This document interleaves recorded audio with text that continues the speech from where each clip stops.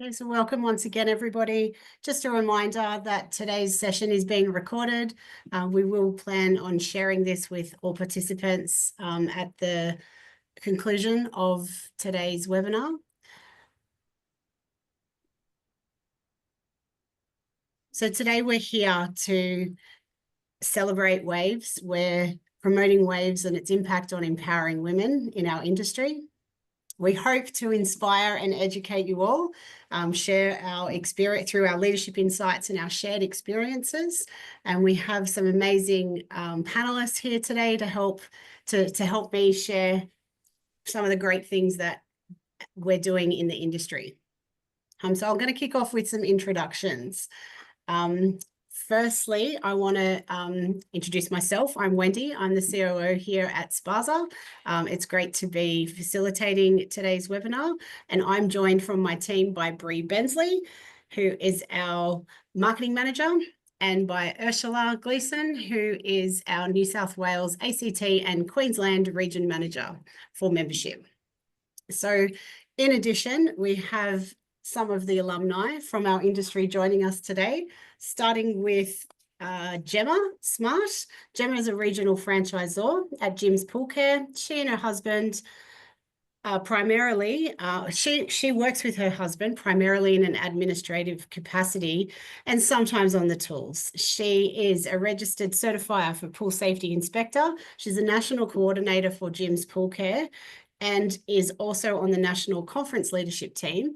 And in addition to that, in her spare time, she's a director of Pool Robots Australia, has 4 children, and has a history in government, HR, and industrial relations.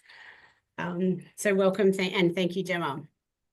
We have Rainbow Morris joining us. She began her pool career 17 years ago and has progressively been involved in all aspects of the trade, including the retail and construction sectors. She's the current general manager at Ultimate Pools and Poolside North Shore in New Zealand. She's a registered independent pool inspector for the Ministry of Business, Innovation and Employment, and with an excellent understanding of regulatory compliance and a passionate advocate for ensuring a high standard of professionalism and training within the swimming pool and spa industry. So welcome, Rainbow. Thank you. Next, we have Grace. She has over a decade of experience at ALT and began her, I'm actually going to go my notes, began her career at ALT in the service department. She looked after, pump priming, customer relations, water chemistry, went from there to suppliers and helped with warranties, and then became the sales team leader. She looked after 10 display centers, across 5 different brands, launched a software platform, and found a love in or a passion in IT development and change management. She's currently the export manager and oversees global exports of swimming pools and represents their products at international pool shows, further expanding ALT's reach in the industry. Brandon Hill joins us from SwimMart. Is the owner of SwimMart, French's Forest and Linfield stores in the northern suburbs of Sydney. Brendan's career spans over 40 years. He's a current board member of SPASA and on the Finance Audit Compliance Committee of the SPASA board. His businesses already are multi-award winning and has a variety of senior roles in his history, including retail, wholesaling and manufacturing. Most recently at Village Roadshow as the group sales director. His experience in SMEs to large corporates across both blue and white collar industries. He's entrepreneurial and enjoys startups and reigniting broken businesses, and is married and is the father of 3 wonderful daughters, a community member and an advocate for people before profit. And finally, we have Kate Smith. Kate started in her part-time role at Compass Pools Melbourne in the family business just before the turn of the century, and thought she might pop in to the business, sort out the chaos, and it would take a couple of months. Backed by a impressive career in the travel industry as a sales representative with a Bachelor of Business and Marketing. Thought she might just be able to fix those couple of systems and processes, and she's never left. The business grew through the late 90s and early 2000s. They were established the fiberglass pool building industry in Victoria, which was heavily predominantly concrete and vinyl liner. She then dragged her husband into the business in 2003 with a civil engineering background. He also was going to pop into the business and sort it out, and in a few months, and both of them are still there. The business has allowed Kate to smash the glass ceiling very early and very quickly than any other corporate environment she's been involved in, and the business and industry has allowed her to not only take over at the business with her family, but allowed her to raise her own family, travel extensively, and be mostly in control of her own decisions. Just like any other middle-aged woman with too many balls in the air. So thank you for that, everyone. This is our panel, and we're going to get straight into the questions. We also have, sorry, I should have mentioned, if you have any questions, at the bottom of your screen is a Q&A. You can click on the Q&A and pose those questions there. Bree will be monitoring the Q&A for us and will interrupt as required. And additionally, I've just a little recommendation. In the top right-hand corner of your screen is a view. My recommendation is to change that to gallery view. That way you can see everybody in the panel as we go through and answer the questions. Okay, so over to someone else to talk for a minute. Let's start with you, Kate. What challenges have you faced as a woman in the industry, and how did you overcome them? Well, I probably shouldn't talk too much about the old days, but I feel like the industry is so different than what it was. And I feel like now that as women, you can actually bring your family involved in the business at the same time. Like I had to, when I had my first child, had to cancel my sales meeting as I went into labour. So life was all very hectic, and having a family and running a business wasn't a thing. Maybe because of COVID, I'm not sure, but now if kids come in the middle of things or they interrupt, it's not. Back then it was a bit harder to manage everything, all the different sort of balls that you had flying in the air. So I feel like women going forward, they have a lot more opportunities to not have such a black and white world between, you know, just raising kids or running a business. And I think businesses are so much more adaptable now than what they were. And I think there's some very exciting second innings that women are having now, where even if they have been in another industry, they're able to now come back in, even, you know, with a 5 or 10 year gap, and they've still got all the same skills that they've got, and they can hit the ground running. So I feel like the industry has evolved a lot more in the time that I've seen it, for sure. Fantastic. And Gemma, how did you challenges have you faced in your career and as a woman in the industry? How did you overcome them? Speaking of second innings, as recently coined by Kate, is there anything you'd like to share around your entry into this industry? Well, just sort of tagging on from Kate's second point, that for me, coming in relatively new, my challenge has been all the opportunities that have been thrown at me, and having so many balls in the air that it's a little bit difficult to prioritize and manage that and the family. So I think I've been really, really lucky in that regard. Yeah, a lot of opportunities I'm really grateful for. And Rainbow, is there any challenges that you've faced specifically that you want to share? Or I do think we have come a really, really long way, because I've noticed a huge difference from early in my career, how really male dominated it was. compared to like what our ratio of male to female in the business now, particularly in leadership roles. One challenge I faced was not just from peers in the industry or employers, but also the end users and clients could be quite hard to deal with. And that would even be as far as, if you're in a front of house situation, that, is there a bloke I can talk to about this kind of thing when they're asking a technical question? So you really have to be really confident and really astute yourself. And if you know the answers, then stand your ground and really, be confident in the fact that you can help them and you do know the road to be able to fix their issues for them. So that's really important. Yeah, for sure. Grace, have you found in your roles around, suppliers, warranty, service department, have you found that has come up once or twice? Yeah, definitely. I think, to Rainbow's point, sometimes when you have to explain to the end user as to what to do, that they disengage straight away. So I feel, I've looked at that always as a positive to encourage me to learn more, to be able to find a way to deliver it so anybody can take that feedback on.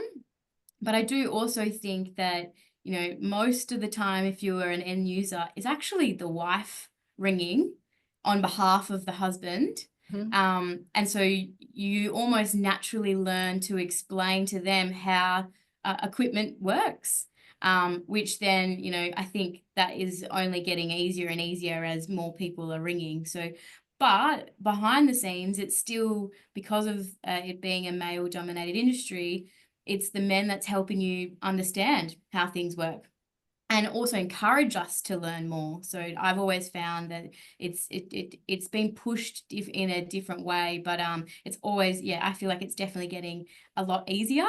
And that, it's taken a lot of work for many people before me to get it to where it is, but I'm fortunate that you are listened to more from the end user. Yeah. And Brandon, in your business, have you found that that has come up with you? Obviously, you're responsible for service people as well as retail people. Have you found there to be an issue in gender in terms of who's serving your customer? Yeah, absolutely. So I guess first of all, to the other panelists, I concur. I think looking from the industry insularly, like we are, because we're all part of it, is one aspect. And saying that change is occurring, but has it changed enough? I would deem no, not at this point in time. We can always do more, and these sort of sessions are just terrific for like-minded people to come together and work those things through. My perspective from a male point of view is this, and I'll give you and the audience two quick examples. One of those examples happened to have my daughter involved, and she's online, and she's also a work colleague. Going to suppliers, major suppliers, and being told, and I'm sure everyone's experienced it, unfortunately, in some way, shape, or form, a question which would have been, or more like a statement, which would have been something to the tune of, "What would you know? You're a woman." And so I don't concur with that, obviously, being here as an advocate for it. It's actually how you manage that, whether you're a man or a woman, and deal with that situation. That meeting should have stopped immediately. People should have supported that individual immediately and said, that's not appropriate. And so what I think we need to do as an industry is to work really, really hard at giving confidence to each one of us, whoever you are, and in this case, women, to say where it's acceptable or not acceptable. And those around us in that situation should back them up 100%. So that's just one simple example. I think to the group that you've said that we've come a long way. As I say, yes is the way, but you're also creating a legacy, and that legacy is just amazing. And there's so much more to do. So bring on these and more and other opportunities. Thanks, Brendan. Speaking of being, I guess, backed up by other people, I mean, it's often called, when it comes to parenting, for example, it's often called a village, and you need a village to be able to juggle the many different things that life throws at you. I'd like to further, talk about that support and making sure that we're backing ourselves and backing up those around us, regardless of gender. But I'm interested to discuss how men can be better allies and advocates for gender equality. If I throw to you, Grace, you want to talk to that? Oh, sorry, just before we do, yeah, we've got that sorted in the chat now, I think. But if you have any questions, feel free to use the Q&A as well. Yeah, I suppose Over to you, Gemma. From a perspective, I think any male dominated industry, there needs to be support, and to Brandon's point, calling it out when we see it straight away, or if it's not appropriate to call it straight away, but also discussing it and not letting it slide. And I think anyone that can do that will only give everybody confidence, and particularly younger people that are coming into the industry. I think everyone on the panel, once you're in, you actually don't leave.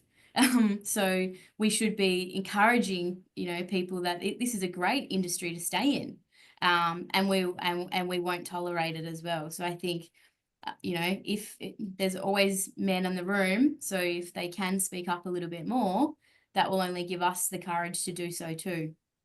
I feel like with the younger generation, they really do come into the industry a lot stronger and wiser than probably some of the, let's say, the 30s and 40s and 50s sort of women in the industry.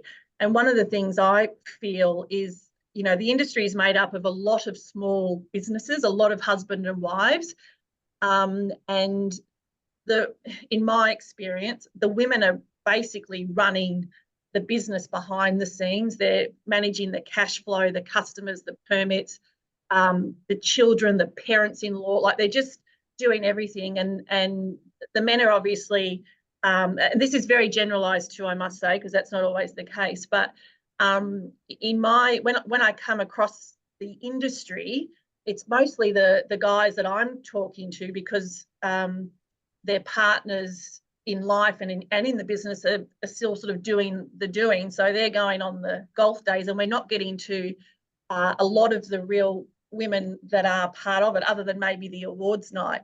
And I feel like those women need to be heard and seen for our industry to progress, maybe that next step up, so that, let's call it I don't want to say middle-aged, because they're not, but I feel like the younger ones can come in and there's a little bit more of a pathway. But how do we grab the people that are in there and help them sort of be seen?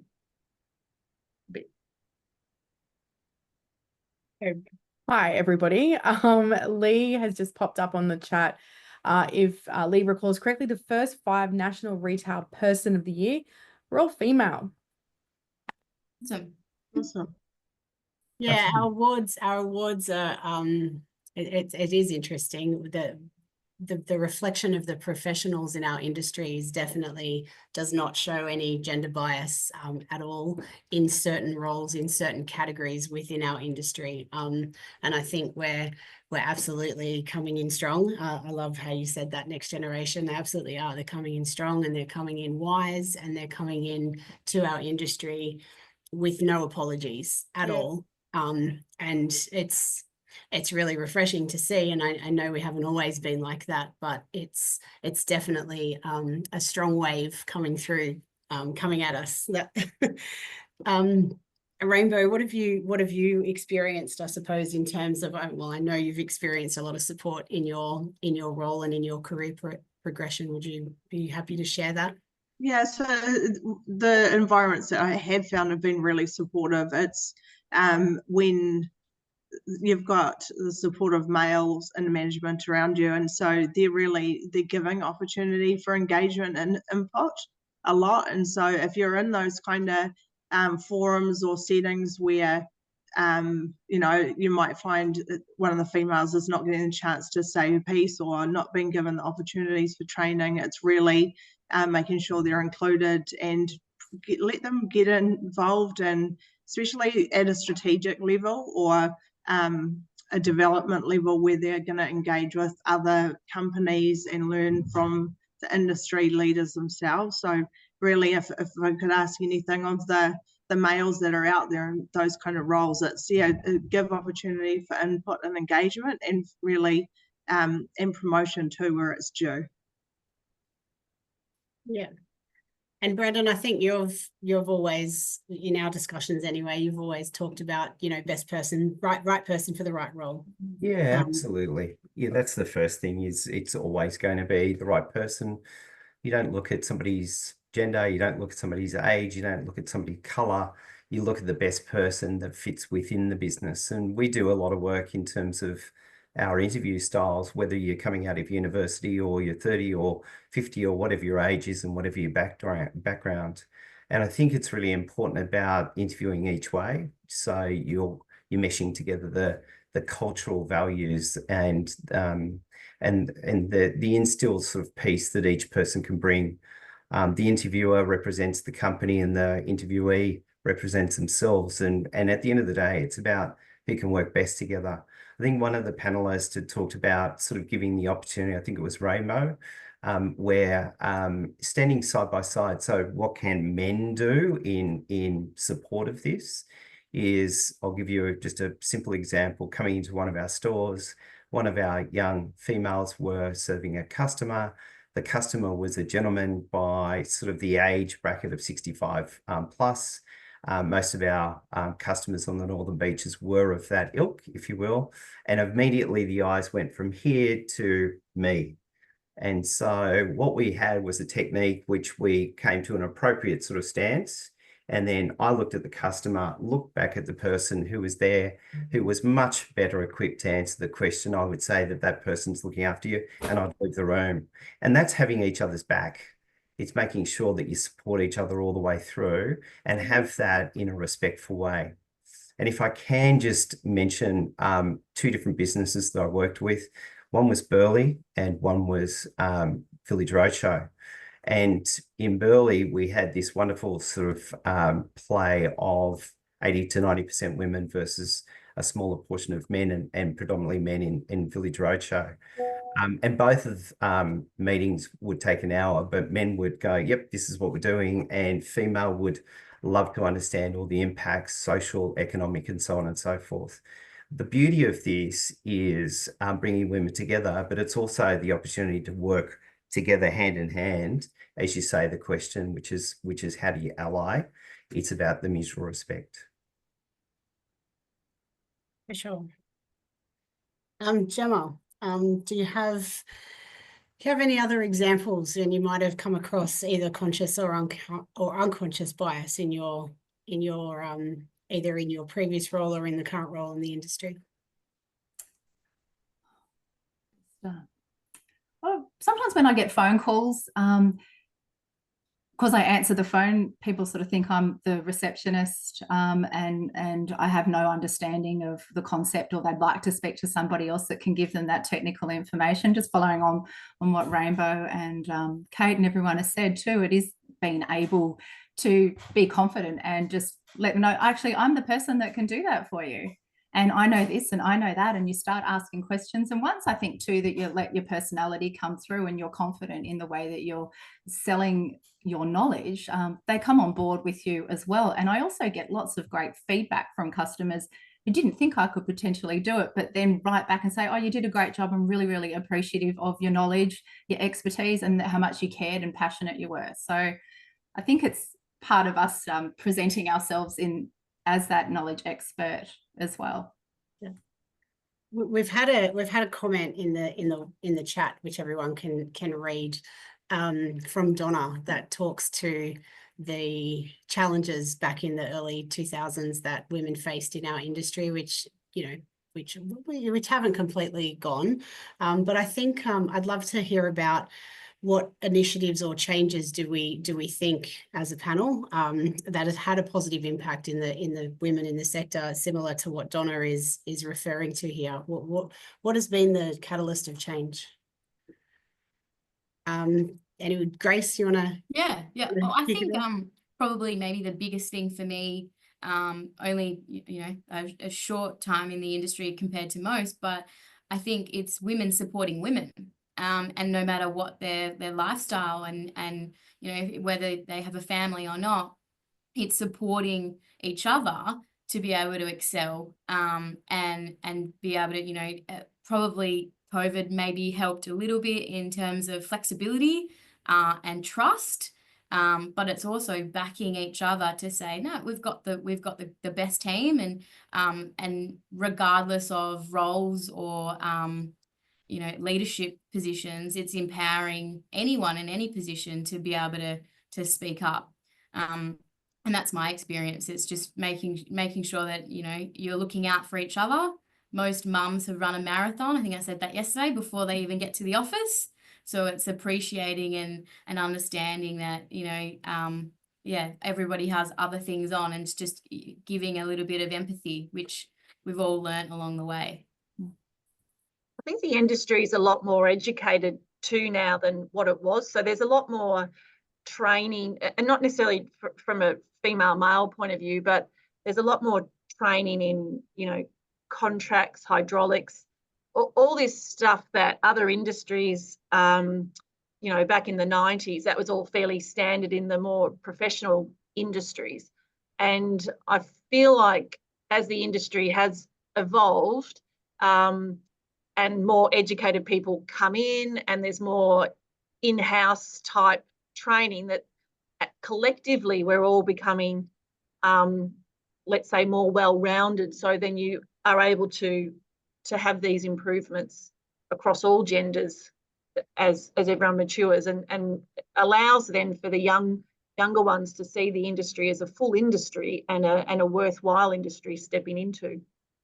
I concur with Kate, if I can jump in terms of the education. I think that there's huge bound and steps in the right direction in terms of the education, but the other side of the matter of understanding in terms of having empathy for one another. Grace just talked about it, and others, about running the marathon even before you've got to work. The complexity of this industry is not easy by any stretch. And so, some of the things that I hear in such a positive way is flexibility. There's an understanding, there's an empathy, there's an acceptance, and there's certainly respect around people's jobs, their lives outside of work, and being a woman in a very, very busy world. And I think, we should absolutely hold on to that and grow from it. Mm. What about you, Rainbow?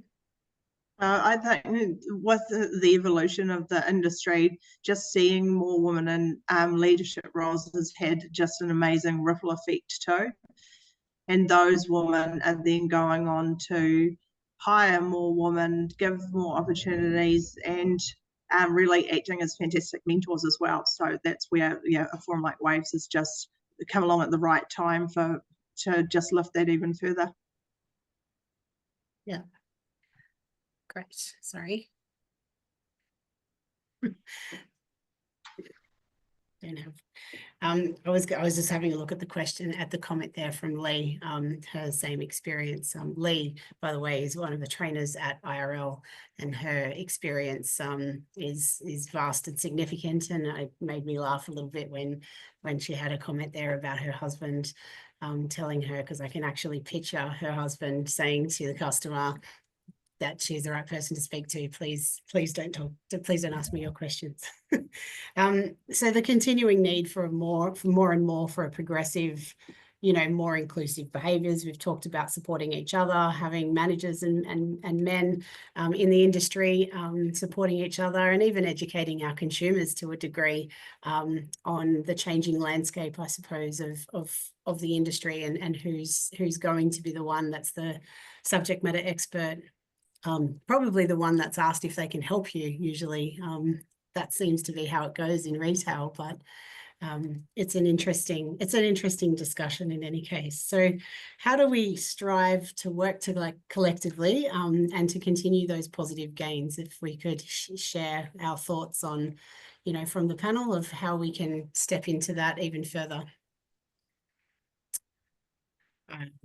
Start with Kate, start with you. Well, I keep I've attended lots of SPASA events in the past, and I feel, if we can once again target the women that are not seen, that are still doing it, that would be an initiative that would, I think, create more and more content-based trainings, so the information sessions usually on, say, running businesses, tips, rather than how to plumb a pool or how to build a negative edge, or, all the construction things that there is, and that's just swimming pool related, but, running a business and what a lot of the female roles tend to be in one section of the business. I think we could target them as a group better to try and get them out of the hidden, behind the shadows, and get them involved in the industry and a bit more. Yeah. Great. I almost want to answer the question, but I'm gonna stop myself. And maybe throw to someone else with how we think we can continue to make those positive gains. Rainbow? Yeah, just absolutely keep promoting awareness and lead by example. It's going to come down to good leadership, and I don't know, maybe as an industry, that's where we start looking further as the mum and dad businesses, or the small business owners in general, to get them out of the woodwork, and then maybe it's not just it's such industry focused training, like Kate mentioned, the technical constructive side of things. Maybe it's more leadership courses, and I think it's going to all come down to the awareness and leadership coming from within. 100%. With I guess just to speak to both of those things, the training and the communication that we offer our industry through SPASA, through IRL, the registered training organization, but more importantly, I think through the networking opportunities that we have within the industry. You can have formal training, structured training, but if we can have those opportunities to just connect with each other without it being a plug. We do have some networking events coming up in most of the states very soon, but it's important that we get that feedback from our members and from the industry as to what that looks like, and you build what's being requested. We put surveys out there. We have our membership team and regional managers engaging with members. Contacts is a big thing. Like, if we have people's contacts, they will get our communication. So making sure that anyone who's members or anyone who's in some of these bigger organizations, we might only just, we were talking yesterday with Grace, we might only just have, the CEO's contact details, probably marketing and definitely accounts. So, we want to make sure that send us a list of all the contacts and we can add them to our communications, so that we can make sure that our events and our training and our, things that we're offering get broadcast to the greater audience and to the greater industry as well, not just limited to the one contact that we might have with the member. Yeah. I think it's also enhancing, the passion for the people that are in the industry, whether it's a male or female, and trying to potentially remove the stigma of competitive nature. I think women also have struggled with, if you share all your cards on the table, then you may lose that promotion because you've only got one woman that can take it. So it's trying to encourage that it's not the case anymore, and to remove that stigma, but then embrace the passion, because most people in the industry have to love it. It's not every day is the same. So, I think people that work in my office, they just like to have fun. But if we can include them in discussions like this as well, they're learning something just as much as what we all are. I have to agree, Grace. The meeting we had yesterday, and you introduced everybody, and Gemma started talking about what she did, and I started to think, oh my God, and then Grace started talking, and what you're all doing is quite extraordinary. Like, not only are you, you've got so many things in the air, like everybody does, and men as well. So I'm not saying it's just a female thing, but I will say that women will have at least 40% more in the air than the men as a general rule. And they're managing everything so passionately, and they give themselves, they give themselves so much. So yeah, I was just so impressed yesterday, and I don't think there is it is only supportive now. I don't think there is a look down upon thing, male or female. I think that's just the generation of where we are now a lot more. But gee, there's some impressive people there. Yeah, and I think my experience in this industry, everybody's been very generous with their knowledge and their time, and really genuinely want to make our industry more professional, more and more and take away that stigma where, we are a professional industry. We are licensed professional people who are qualified, fully trained, and, know what we're talking about. Gemma, you've had, you were sharing experience from at being part of the pool safety inspector, cohort with us yesterday. It'd be great to hear from you. Oh, about what I said yesterday? Yeah, sure. Oh, okay. So I'm quite a new pool inspector for a couple of years now, and recently there's been an online New South Wales pool inspector Facebook group, and it is heavily male dominated. But that's sort of not necessarily the issue. It's the gatekeeping of information, and also the fear that people have for asking questions and being made a fool of. And I'm of the group that, like, nothing should be embarrassing. And if you want to know and you want to learn and you want to grow, you've got to put up your hand, ask the questions, and not be fearful of anyone thinking you're an idiot, because you're not an idiot. It's just that you'd like to know. And one day I put up a question, and I got a sort of tap on the shoulder in a private message. Oh, don't ask that in the group. Look, just contact me, and it'll get through. And I said, oh, that's in my head. I'm like, well, that's sort of not quite good enough. And a person that I was really in fear of, who seemed to know absolutely everything, I got to meet him at a couple of SPASA events and introduced myself, and he got to sort of know where I was coming from. And just by putting myself out there, I became more confident, and then I was able to learn a lot more as well, instead of being sort of shut out. And he actually has turned out to be really happy to share that information. It's quite a really unusual space that I haven't been used to, so that's a bit of my story. And what about the positive gains do you find from probably more a professional perspective in terms of where the industry sits at the moment? We've got training and we've got subject matter experts, but trying to harness that information and then be in a position to share that with the next generation, or the people coming through our organizations. How have you found you've been able to harness that information and pass it on? If I go to you, Grace. I think there's a lot of new people that are coming into the industry all the time, but I think having discussions like this is only going to be able to give everybody creative ideas of how to let the rest of the network know the things that are happening.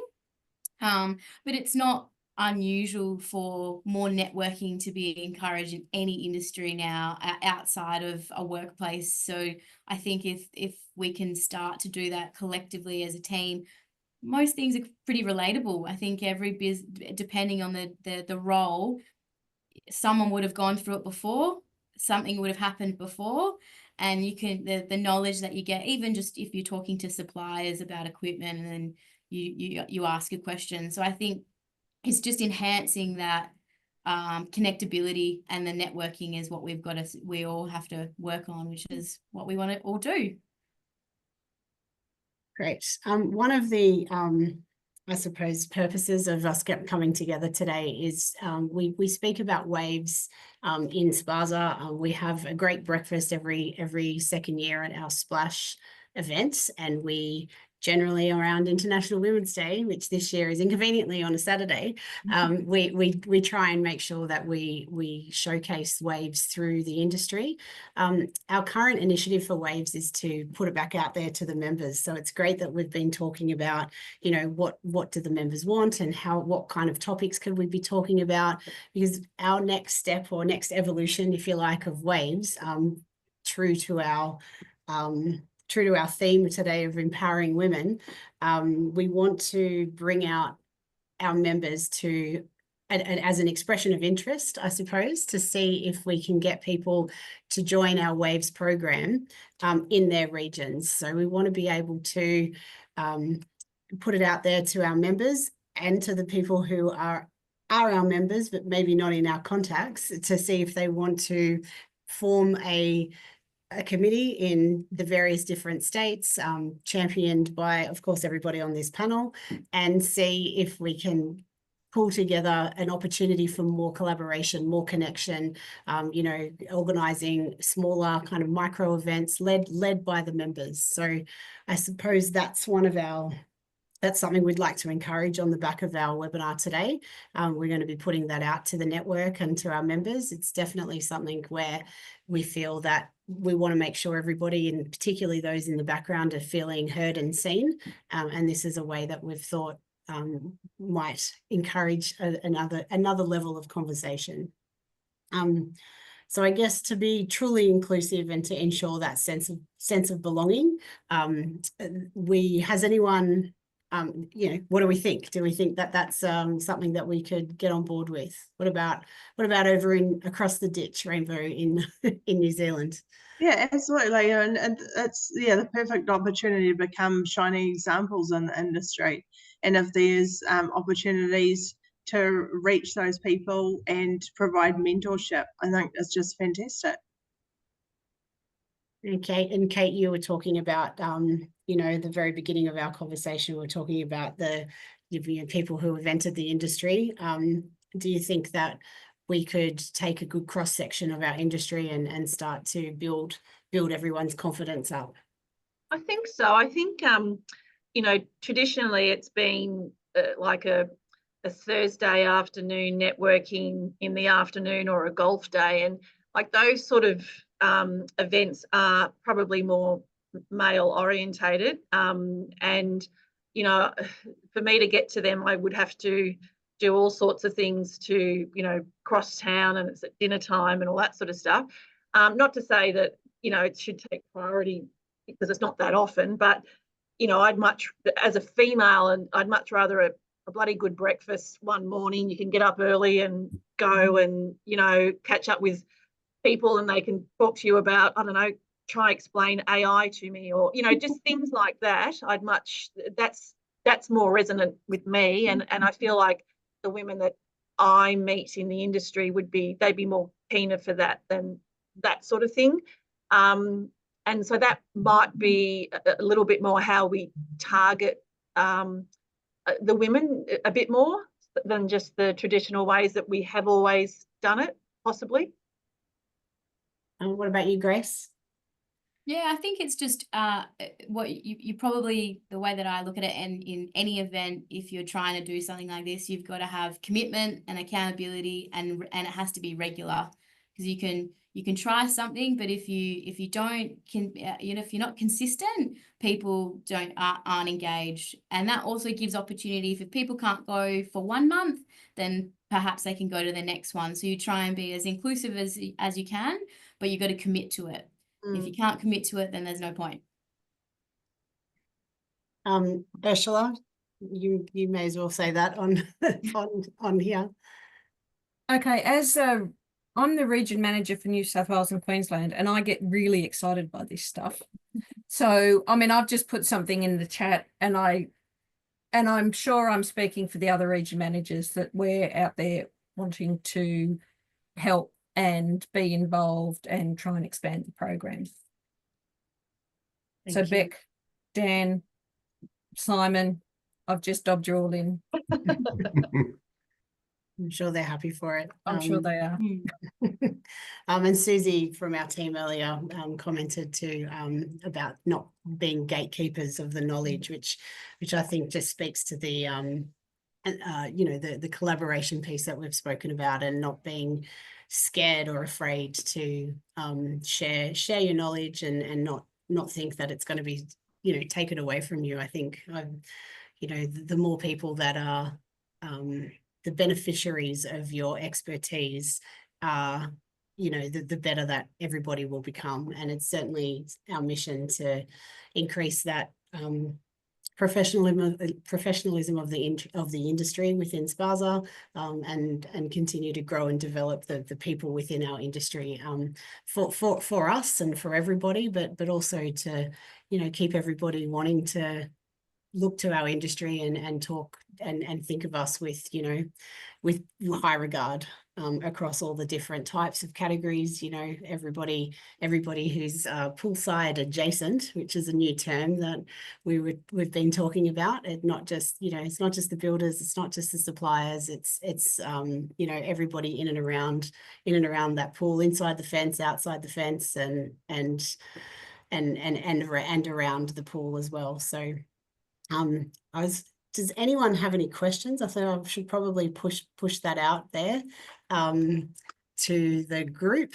I don't think we've got a lot of comments on the chat, but not a lot of questions. So I'm going to go around the panel to see if they have any final comments and recommendations. I'm going to start with you, Brandon, just because we should be picking on you. So now that you're outnumbered. You should be picking on me, but that's okay. I can handle it. I think that your last comment about from Grace is keep going on something. So you start and keep getting better at it, because you don't start, you don't know. And once you get going, you've got to build upon it. So those grassroots levels are really important. I'd sort of mesh, because a lot of people are talking about sort of the small to medium enterprises where mums and dads have got their businesses up and running and so on and so forth. My encouragement is also to SPASA and leading suppliers is to get those 4 or 5 things that you've talked about in the purpose of the webinar today. So besides promoting waves, but inspiring, educating, and encouraging collaboration and establishing interest. I think it's really important that the corporates play a role. And I know, Wendy, you do a lot of work behind the scenes to make that happen in your previous sort of iteration. And so I think that's really important. But getting great dialogue there is super important. I've got some stats, but I'm going to hold on that if you have a moment or two. Okay, thank you. We might come back to that if that's all right. I'll go into Rainbow. Any sort of final thoughts that you'd like to share on the next, I guess the next, I don't want to say the next wave, because that's but that's what we're talking about, right? Though. The next iteration of waves. Yeah, we would absolutely love to have some expressions of interest to do it over here in New Zealand. I think the breakfast idea that Kate mentioned is fantastic. I know we're all busy and evenings are usually time for families, and a commitment to something like a golf day, as your example was, is usually too much, because we all end up paying for it the next day when we're trying to catch up on our workloads and that sort of thing. So yeah, I'd absolutely love to see something like even a monthly or bi-monthly breakfast meeting going ahead, and yeah, just reach as many women as we can. It'd be fantastic. Thank you. Any final examples or thoughts from you, Gemma? Mute.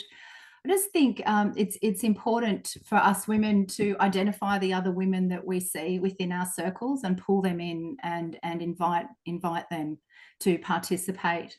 We've also, for me, I work with my husband a lot, and he was the one that had started to identify opportunities for me. So I think that it's a real collective effort, and men know their women's stories as well. So they can then be excellent advocates for women in the different workplaces that they are operating.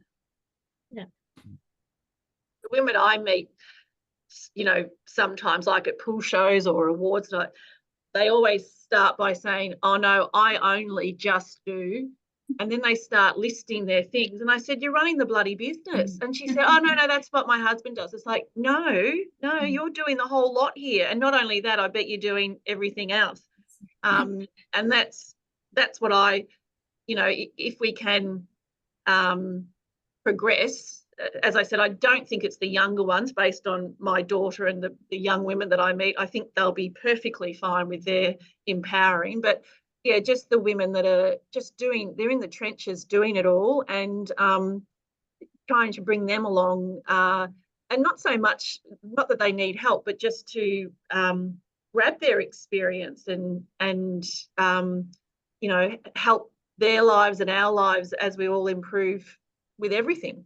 Yeah, 100% agree. I mean, at the Waves breakfast, we were lucky to have our speaker talking about like your pitch, like perfecting your pitch and removing words like I just, or I'm only, or I do, you know. Right. That's that was a really good exercise that we did at Splash last year. But I think another thing that we often say is how lucky we've been to be given, and we've been given opportunities, and it's language like that we need to, you know, just spin it around a little bit, that you're deserving of an opportunity and you're not lucky. You've worked your butt off to get to a certain stage to be ready for the opportunity should it come your way. So it's definitely some language that we need some work and some training on. It is important. Yeah. And I think having a supportive network and working on your confidence, having a bit of a pitch that you've practiced a couple of times as well to put yourself out there, if that's something that's helpful. You know, these are all things that in any kind of networking environment, you generally get those opportunities to practice that. You know, I think somebody made a comment in the chat around finding a mentor. You know, I can't tell you how many people I've found who are now my people because I've been to a networking event or a like-minded event of a collection of women, and you've just found somebody that you've clicked with. And sometimes they're in a competitor. Sometimes they're just, you know, in the industry that you happen to be in at that time. So definitely finding yourself some advocates and finding support and building your confidence. They are all great themes for future webinars or future coffee catch-ups or breakfasts or whatever we choose to do. I also think the intergenerational connections are good too. One of the conferences I was at, I became friends with a millennial, and she's like, I'm friends with an Xer now. And we were kind of 10 years apart, but in the same worlds of what we were doing. And as these people come through and that they become our customers, and you know, you can sort of see her perception on how she was running the business. I thought, gee, I have to actually listen to this, whereas I'm used to sort of thinking I know everything, and clearly I'm no longer. It's just not the case. It's nice to be reminded. It's nice to be reminded every now and then that there are other perspectives, older, younger, different industries, and step outside of your own sort of bubble occasionally, but be open to have those different perspectives. Brandon, have you got a moment to share your stats that you? Yeah, I think this groundswell that you guys are creating as Waves, as SPASA, as industry is fantastic. I think there's the other side of it, and just looking up some stats again today, is Australia pretty much is 50-50 male versus female. And then you look internationally and it sways a little bit, but it's pretty much 50-50 men versus women in terms of humanity. And then you look at the people that are available to the workforce, and there's only about 62% of women that are available to work in the workforce, and there's 71% of males. However, the workforce is 47.5% to nearly 48% of females versus 52%.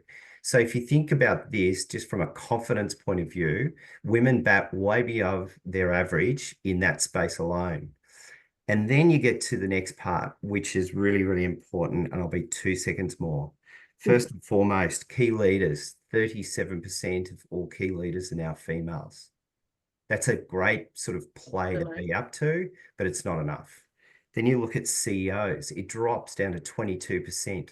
So that's nearly 1 in 5 leaders are only females. So to be the head of change, you need to have those people in place that understand the workforce being female. Then you go to board members. There's 34% of board members that are female. And the last intake we had myself and Val, who came in. So that's a 50-50. So I'll lead that start.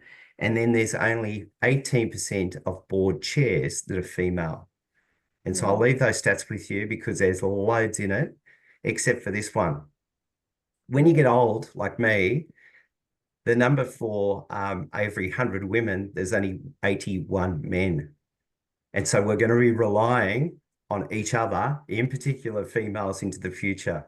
And so it is a bright and wonderful future that I can see. We're hugely advocating, you know, the best person for the job, but we just delight in females working with us because we can learn so much from each other. Thank you, Brandon. Good stats, and thank you for your closing remarks. The chat has gone a little bit crazy around regular catch-ups and having, and yeah, we'll take all those suggestions offline. We do intend, though, to send out a expression of interest for the region-based WAVES committees. We want to have right and relevant interactions with the members, you know, and I think that having those connections with people who are, you know, nearby and who you can rely on and who you can speak to or form that intergenerational connection, and then go for a coffee or something if you're needing advice one way or the other.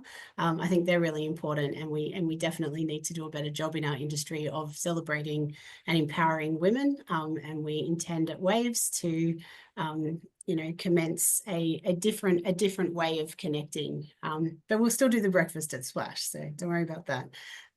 I just want to say thank you to everyone who's attended, to the panelists. We do have our events coming up there for networking opportunities and training coming up, and that's available on the SPASA website, which I think both ladies have shared in the chat. We've also got our networking events coming up soon. There is golf, but that's okay because we can still play golf. There's a great opportunity. We'd love to see more women at golf than men, but we also will be sharing our plan and our schedule for the year with WAVES. So again, thank you very much to all of our panelists. Thank you to Bree and Ursula for your support. And the broader team who are mostly online. And thank you, Gemma, Rainbow, Grace, Brandon, and Kate for your time today. Thank you. Thanks. Enjoyable. Thank you, everyone. See you.